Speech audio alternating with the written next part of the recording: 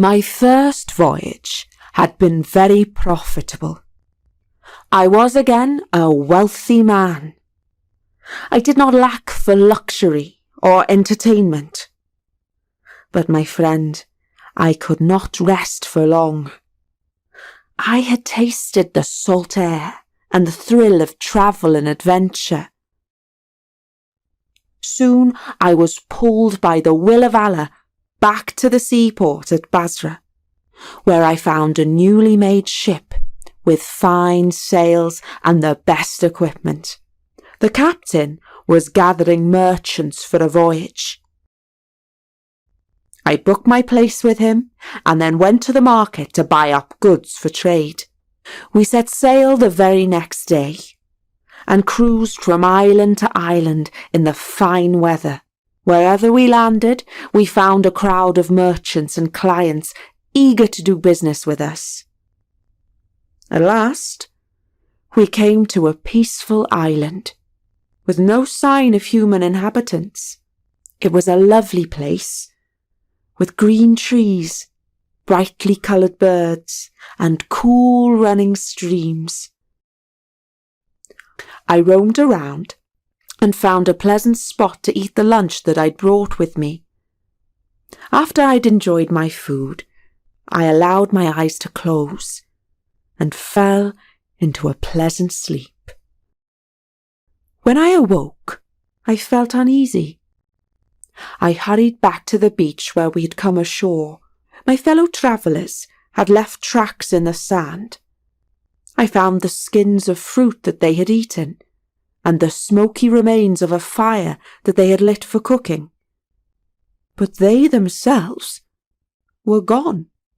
They had left me. I was marooned.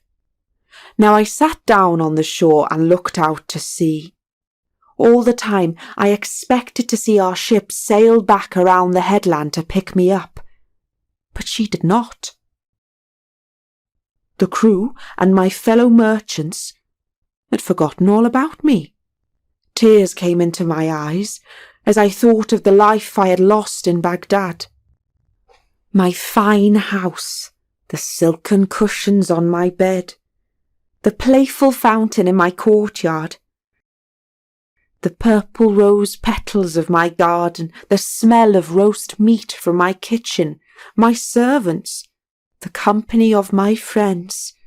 There was no luxury that I lacked then. Now I had exchanged all those comforts for a bed of leaves on a desert island. The tears stung my eyes. I felt that a jinn had climbed inside my head and was going to drive me crazy. I had to stop all this weeping and pull myself together. Perhaps I was not as alone as I thought. After all, I had not explored the whole island. I got up and walked back to the tall tree underneath which I had slept earlier. I grabbed hold of a branch and pulled myself up onto it. Then I climbed and climbed round and round the tree until I reached the top. From there, I surveyed the island. I could not see a plume of smoke or any sign of human life, but I did see some sort of strange building, a giant dome, smooth and white. This I had to examine more closely. I climbed down to the ground and walked in the direction of the dome. When I reached it, I strode all around and counted 50 paces. I ran my hands over its sides, hoping to find a secret door, but there was none that I could discover. It felt, if anything, like an eggshell. I sat down for a while, and towards evening the sky turned dark. We arose high into the air. I could see the island below me and the sparkling blue sea. Off we flew, crossing the waves, until we reached a mountainous land. I could see pointed volcanoes with plumes of smoke coming out of them. Everywhere I looked were rocks and lava. Then I began to weep. Oh, that I had stayed on the island, for at least there were fruits to eat and spring water to drink in that place. I have exchanged one terrible place for a far worse one, but Allah in his wisdom must have willed it so, and it is the lot of man to submit to his fate. At least, I thought, my situation could not grow any more dreadful. But it did. We landed in a deep ravine. I untied myself from the bird's foot and dived behind a rock. From there, I took a look at where we had arrived. On either side of us were steep walls, far too high for any man to scale, and the bottom was home to death in the form of enormous serpents, each the size of a palm tree, who could have eaten an elephant in one gulp. Their monstrous heads, with razor-sharp fangs and darting forked tongues, made me shake with fear. But the ground beneath my feet held a very different wonder, one that under different circumstances would have filled me with joy. They would wait for an eagle or another bird to swoop down, pick the meat, and carry it to its nest. The merchants would climb up to the nest and scare away the bird by shouting and throwing sticks and stones.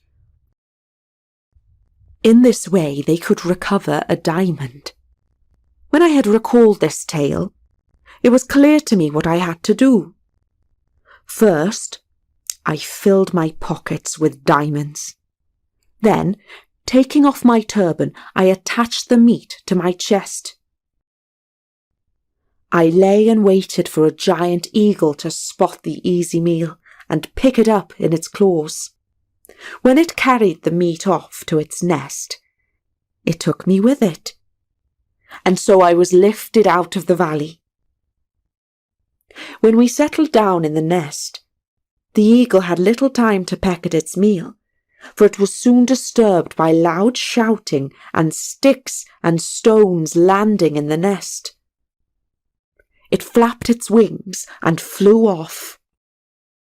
Men approached and were surprised to see me rise up and wave my arms to greet them.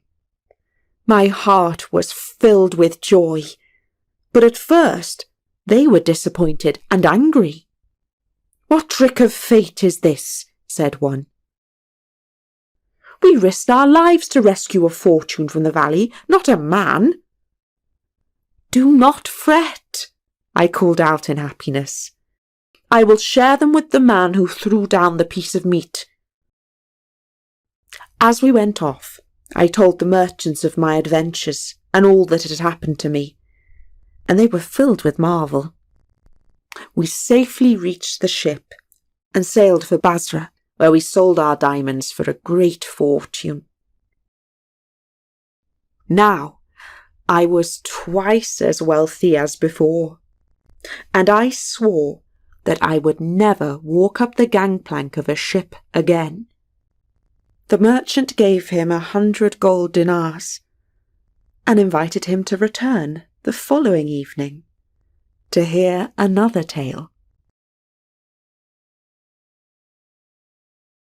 Thank you for watching this video. Please like, share and subscribe to the channel to see the latest videos. Thank you.